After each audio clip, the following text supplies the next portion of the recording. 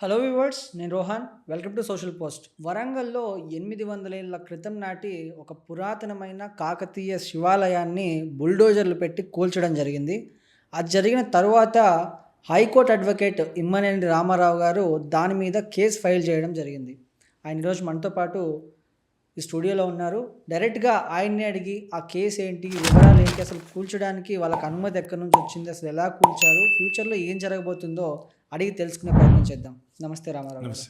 So బేసిక్‌గా ఒక టెంపుల్‌ని గానీ, ఒక ఏదైనా అంత చారిత్రక పురాతనమైన కట్టడం కట్టడాన్ని గానీ కూల్చాలంటే పర్మిషన్ గావాలి. ఆ పర్మిషన్ ఎవరిచ్చారండి కూల్చడానికి వాళ్ళకి? కమిటీ లేదు. హ్మ్. ఎటువంటి అనుమతులు విధ్వంసం సృష్టించడానికి ఎటువంటి అనుమతులు అవసరం లేదు. హ్మ్. అయితే చట్టాన్ని గుర్తించి చట్టాన్ని ఫాలో చేసే ప్రభుత్వాలకు అది వర్తిస్తుంది. ఎట్లా పడితే అట్లా. ఇప్పటిదాకా ఏఎంఎస్ఆర్ యాక్టులో కానీ ఆర్కియాలజికల్ సైట్స్, ఆర్కియాలజికల్ మాన్యుమెంట్స్ కేంద్ర చట్టం ఒకటి ఉంటుంది. హ్మ్. దాని ప్రకారం కానీ లేకుంటే తెలంగాణ హెరిటేజ్ యాక్ట్ అని ఒక చట్టం ఉంటుంది. హ్మ్.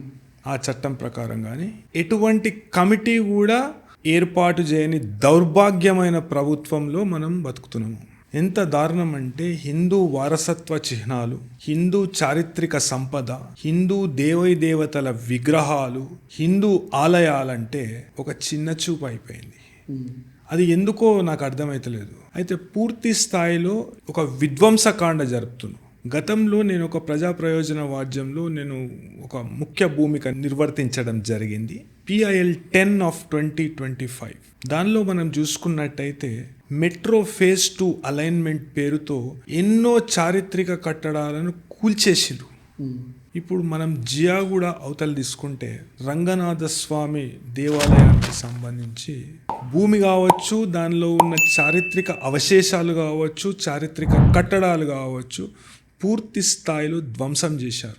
మొన్నటికి మొన్న వరంగల్లో ఖానాపూర్ గ్రామంలో పురాతనమైన ఒక శివాలయం, దానిలో పూజ, అదే ఎంత సిగ్గు లేకుండా ఆ కలెక్టర్ వచ్చి చెప్పడము, లేకుంటే అధికారులు, సంబంధిత అధికారులు ఏం చెప్తారంటే ఇది పురాతత్వ శాఖలో నోటిఫై చేయబడలేదు, అయితే దాన్ని కాంట్రాక్టరు అది సాఫ్ చేసే టైంలో అది కూడా ఇంటిగ్రేటెడ్ స్కూల్ కట్టేందుకు అది కూలగొట్టిరట.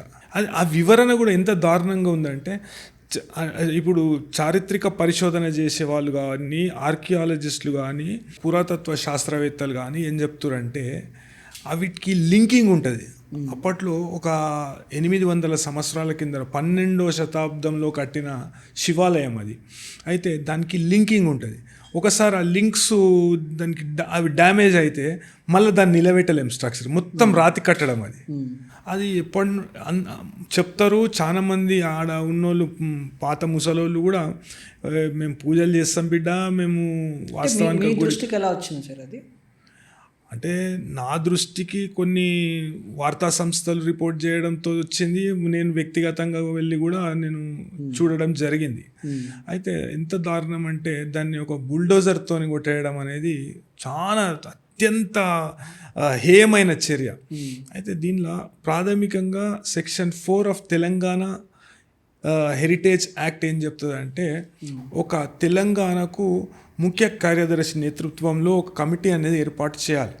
ఏర్పాటు చేసి దానిలో ఈ సివిక్ బాడీస్ ఏవైతే ఉంటాయో, ఇప్పుడు మనం హూడా తీసుకోవచ్చు, లేకుంటే కూడా తీసుకోవచ్చు, కాకతీయ అర్బన్ డెవలప్మెంట్ కార్పొరేషన్, అట్లా వరంగల్ ఇంటిగ్రేటెడ్ డెవలప్మెంట్ కార్పొరేషన్స్, అదేవిధంగా సివిక్ బాడీస్ ఏవైతే ఉంటాయో, మున్సిపల్ కార్పొరేషన్స్ ఉంటాయో, మున్సిపాలిటీస్ ఉంటాయో, వాళ్ళు అంత సంయుక్తంగా ఒక కమిటీ ఏర్పాటు చేయాలి. ఈ సంస్కృతి పరిరక్షణ, అదేవిధంగా చారిత్రక కట్టడాల పరిరక్షణ, అదేవిధంగా మాన్యుమెంట్స్ ఏవైనా కొత్త మాన్యుమెంట్స్ ఉంటే గుర్తించడం.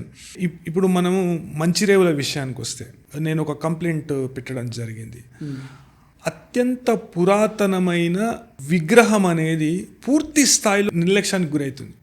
ఒక సుమారుగా 1000 ఏళ్ల క్రిందటి విగ్రహం అది దాన్ని వీరగల్లు విగ్రహం అంటారు. గతంలో అప్పట్లో ఉన్న కాకతీయ రాజులు కావచ్చు, రాష్ట్రకూటులు కావచ్చు, వాళ్ళు యుద్ధ సమయాలలో ఇటువంటి రణకాలి లేకుంటే మన భైరవుని విగ్రహము, మనం తీసుకుంటే ఈ వీరగల్లు అంటే హీరోయిక్ పోర్ట్రేయల్ ఆఫ్, అంటే ఆ యుద్ధంలో ఒక మూర్తి లెక్క, అంటే ఆ యుద్ధంని రిప్రజెంట్ చేస్తూ ఒక వ్యక్తి లెక్క. అయితే దానికి ఎన్నో ఆచారాలు వాళ్ళు పాటించే వాళ్ళు. అప్పట్లో జంతు బలులు, నరబలులు, అదే యుద్ధంలో చనిపోయిన వాళ్ళను తీసుకొచ్చి వాళ్ళని ఖండించి పూర్తి స్థాయిలో వాళ్ళు నివేదించడం, అట్లాంటి చారిత్రక నేపథ్యం ఉన్నది. అది బీరప్ప గుడిలో ఉంటుంది. బీరప్ప గుడి పక్కకే ఉంటుంది మన మంచిర్యాలలో. అయితే పూర్తి స్థాయిలో నిరాదరణకు గురైంది.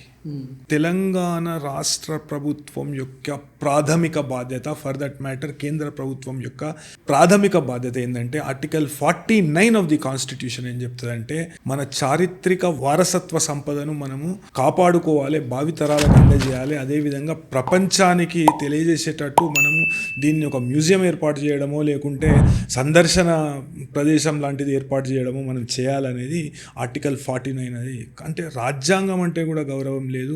అదేవిధంగా ఈ పూర్తి స్థాయిలో హిందూ విగ్రహాల పైన కానీ, హిందూ ఆలయాల పైన కానీ, లేకుంటే హిందూ సంస్కృతి పైన కానీ, అదేవిధంగా హిందూ చారిత్రక కట్టడాల పైన కానీ ఈ దాడులు జరుగుతుంటే ప్రభుత్వమే నిర్లక్ష్యానికి పూర్తి స్థాయిలో నిర్లక్ష్యం చేసుకుంటూ పూర్తి స్థాయిలో ఇవి భావితరాల వారికి కావచ్చు, లేకుంటే హిందువులకు వాళ్ళకు కూడా ఒక భావన కలిగించే విధంగా పూర్తి స్థాయిలో నిర్లక్ష్యం కలుగుతుంది. కానీ ఏం చేయలేకపోతున్నాం, ప్రభుత్వాలే ఇట్లా చేస్తున్నాయనే భావన కలిగించే విధంగా ప్రవర్తిస్తున్నాయి. కాంగ్రెస్ ప్రభుత్వం మాత్రం తీవ్రమైన తప్పు చేస్తుంది. పూర్తి స్థాయిలో ప్రజలు ఈ కాంగ్రెస్ ప్రభుత్వానికి బుద్ధి చెప్తారు. అది ఆ సమయం మనం చూడబోతున్నాం, అది తొందరలోనే వస్తుంది. అయితే దీనిలో కేంద్ర ప్రభుత్వం దృష్టికి ఈ నోటిఫికేషను లేకుంటే ఈ కమిటీ అనేది ఏర్పాటు చేయకపోవడం అనేది ఎవరు తీసుకుపోలేదు. అంటే 1965 నుంచే ఈ హెరిటేజ్ రికార్డ్స్లో ఈ టెంపుల్ ఉంది. మరి దాన్ని ఎందుకు రక్షించలేకపోయారంటారండి? హెరిటేజ్ రికార్డులో టెంపుల్ ఉన్నదా లేదా అనేది క్వశ్చన్ కాదు. ఎండోమెంట్ చట్టం ఎప్పుడు పుట్టింది? 73, 76 ప్రాంతంలో ఎండోమెంట్ చట్టం పుట్టింది. దానికంటే ముందు ఇంకా బ్రిటిష్ వాళ్ళు ఏర్పాటు చేసిన చట్టం ఒకటి ఉండే.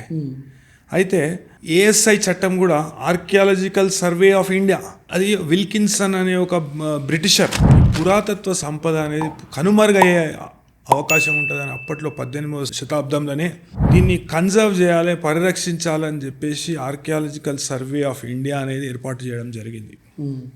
అయితే ఆ చట్టం అమలులో ఉన్నా కూడా ఎండోమెంట్ డిపార్ట్మెంటు రాష్ట్రకూటులు లేకుంటే చాళుక్యులు లేకుంటే దాని ఇన్స్క్రిప్షన్ మొన్న వరంగల్ ఖానాపూర్లో కూలగొట్టిన గుడి అయితే, శివాలయం అయితే దానిలో ఒక ఇన్స్క్రిప్షన్ 7 వరుసల పాలి లిపిలో రాసిన ఇన్స్క్రిప్షన్ ఉన్నది దాంట్లో.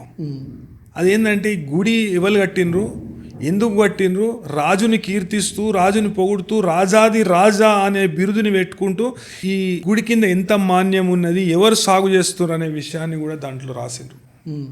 అంటే తెలంగాణ రాష్ట్రం కాదు, భారతదేశం కూడా ఏర్పాటు కాలేదు అప్పుడు. దానికి వీళ్ళ గుర్తింపు కావాలనా? వీళ్ళ బాధ్యత కాదా, కనీస బాధ్యత కాదా? ఈ గుడి ఈడ ఉన్నది, లేకుంటే అత్యంత పురాతనమైన వారసత్వ సంపద ఈడ ఉన్నది, దీన్ని నోటిఫై చేసి దీన్ని మనం పరిరక్షిద్దామనే కనీస బాధ్యత లేదా ప్రభుత్వానికి? దాన్ని ఒక చిన్న స్థాయి కాంట్రాక్టరు ఒక పాఠశాల నిర్మిస్తామని చెప్పేసి దాన్ని ఎట్లా పడితే అట్లా కూలగొడితే ప్రభుత్వ అధికారులు కూడా నిర్లక్ష్యం వహిస్తూ ఇది నోటిఫైడ్ లేదు కాబట్టి, ఎండోమెంట్ డిపార్ట్మెంట్లో లేదు కాబట్టి ఎవరన్నారు నోటిఫై? రికార్డ్స్ చూస్తే 1965లోనే అది endowment department notify చేయబడ్డది.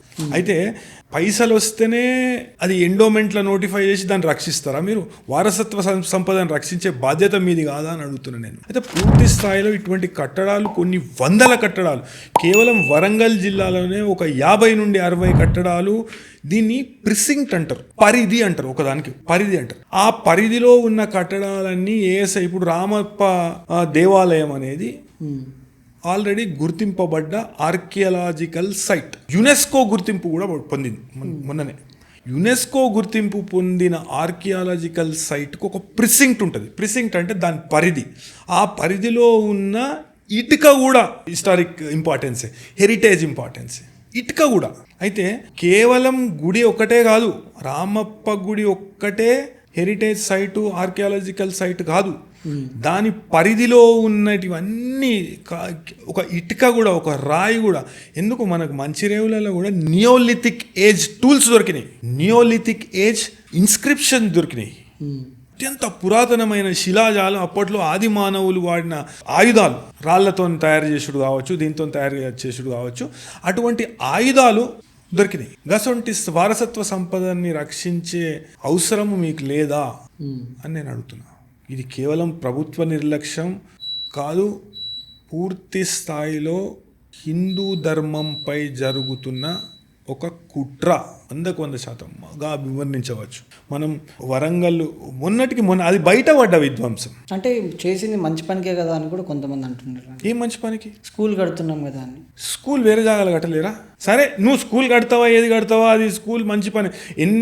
GOMS number 1 ఏమైంది? ఉచిత నిర్బంధ విద్య, కాన్స్టిట్యూషనల్లీ ప్రొవైడ్ చేయవలసిన ఉచిత నిర్బంధ విద్య ఏమైంది? ఉన్న స్కూళ్ళు ఏమైనాయి? ఉన్న పాఠశాలల పరిస్థితి ఎట్లున్నది? గురుకుల పాఠశాలల పిల్లలు ఎందుకు చనిపోతుండ్రు? సూసైడ్లు ఎందుకు చేసుకుంటుండ్రు? ఆడ ఫుడ్ పాయిజనింగ్ ఎందుకు అవుతుంది? ఈ విషయాలపై దృష్టి పెట్టాలి. ఇంటిగ్రేటెడ్ స్కూల్ కడతా అని చెప్పి నువ్వు చారిత్రక విధ్వంసం చేస్తావా?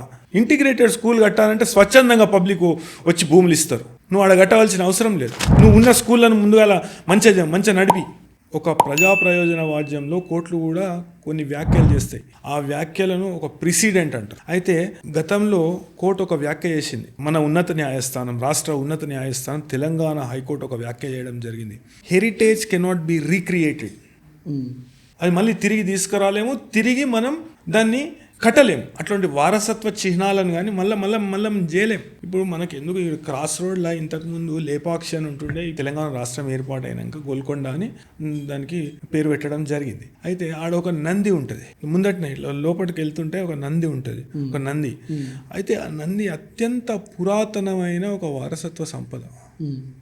ఇట్లాంటి విగ్రహాలను కావచ్చు, హిందూ దేవీ దేవతా విగ్రహాలు కావచ్చు, లేకుంటే చారిత్రక విగ్రహాలు కావచ్చు, లేకుంటే చారిత్రక ప్రత్యేకత కలిగిన ఎటువంటిదన్నా కానీ దాన్ని పరిరక్షించవలసిన బాధ్యత ప్రభుత్వానిదే, చట్ట ప్రకారం ప్రభుత్వానిదే. అదేవిధంగా మారల్గా తీసుకుంటే రాజ్యాంగం ప్రకారం కూడా ప్రభుత్వానిదే బాధ్యత.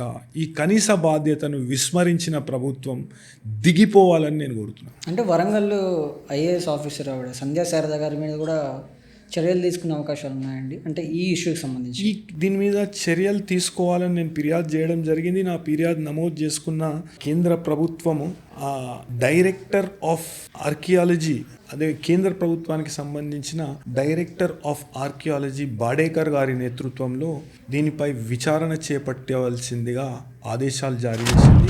అయితే ఈ విచారణ చేపడతారు. 100% దీనిలో ఇవన్నీ నేను ఆ కమిటీ ముందడికి తీసుకుపోతాను, అదేవిధంగా కేంద్ర ప్రభుత్వం ముందడికి తీసుకుపోతాను. ఎందుకంటే ఇది జాతీయ వారసత్వ సంపద. ఇది కేవలం తెలంగాణ అస్తిత్వం మాత్రమే కాదు, ఇది జాతీయ వారసత్వ సంపద. రాష్ట్రకూటులు, చాళుక్యులు, అదేవిధంగా గతంలో ఉన్న కాకతీయ రాజులు, వాళ్ళందరూ ఇప్పుడు మనకు కొన్ని గొలుసుకట్టు చెరువులు తవ్వించారు కాకతీయులు. అయితే ఆ గొలుసుకట్టు చెరువులకు సంబంధించిన ఆనవాళ్ళు, చారిత్రక అవశేషాలు కూడా వారసత్వ సంపదగా ప్రకటించడం జరిగింది. అయితే అవన్నిటిని పరిరక్షించవలసిన బాధ్యత ప్రతి ఒక్క తెలంగాణ పౌరునిపై ఉన్నది, అదేవిధంగా రాష్ట్ర ప్రభుత్వంపై ఉన్నది, అదేవిధంగా కేంద్ర ప్రభుత్వంపై ఉన్నది. పూర్తి స్థాయిలో భారతదేశానికి సంబంధించిన ఉమ్మడి ఆస్తి ఇది. దీన్ని కాపాడుకోవాలి. మనం దీన్ని కాపాడుకోనికి ఎంత దూరమన్నా మనం పోయి దీన్ని ఇటువంటి నిర్లక్ష్యం పునరావృతం కాకుండా మనం చూసే కనీస బాధ్యత మనకు ఉందని నేను భావిస్తున్నాను. అంటే దీనికి ఎవరైతే బాధ్యులు ఉన్నారో ఆ బాధ్యులందరి మీద హెరిటేజ్ చట్టం ప్రకారం క్రిమినల్ చర్యలు తీసుకునే section 30 of Telangana heritage act ఉంటుంది. నేను సెక్షన్ ప్రకారం నేను చర్యలు తీసుకోవాల్సిందిగా నేను కోరడం జరిగింది. సెక్షన్ 30 ఏం చెప్తుందంటే, ఎవరైతే బాధ్యులు ఉంటారో పరోక్షంగా ప్రత్యక్షంగా కావచ్చు, వాళ్ళని ఆ వారసత్వ సంపదని తిరిగి రెస్టోర్ చేసే విధంగా ప్రాథమికంగా ఆదేశాలు ఇస్తూ ప్రతిరోజు, అంటే ఇప్పుడు అఫీషియల్స్ పైన ఫైన్ వేయడం జరుగుతుంది. డిపెండింగ్ ఆన్ దాని సైజు, వెరాసిటీ బట్టి 250 రూపాయల నుండి 1000 రూపాయల వరకు రోజుకి ఆ వ్యక్తి ఎవరైతే ప్రత్యక్షంగా కావచ్చు, పరోక్షంగా కావచ్చు, ఆ వారసత్వ సంపదను కూలగొట్టినందుకు ఫైన్ వేయడం ఉంటుంది. వాళ్ళ సర్వీసెస్, శాఖాపరమైన చర్యలు కూడా వాళ్ళపై తీసుకునే అవకాశం. Right. Thank you sir, thank you so much. మీరు చేసిన ప్రయత్నం ఏదైతే ఉందో చాలా గొప్ప విషయం. ఎందుకంటే పురాతనమైనటువంటి కట్టడాలని కూల్చివేయడం అనేది చాలా దుర్భరమైనటువంటి చర్య. దాని మీద మీరు తీసుకున్న స్టెప్, మీరు కేసు ఫైల్ చేయడం కానీ, కేంద్ర ప్రభుత్వం దాకా మీరు తీసుకెళ్లే విధానం కానీ చాలా అప్రిషియేట్ తగ్గ విషయం. కాబట్టి thank you so much sir. Thank you.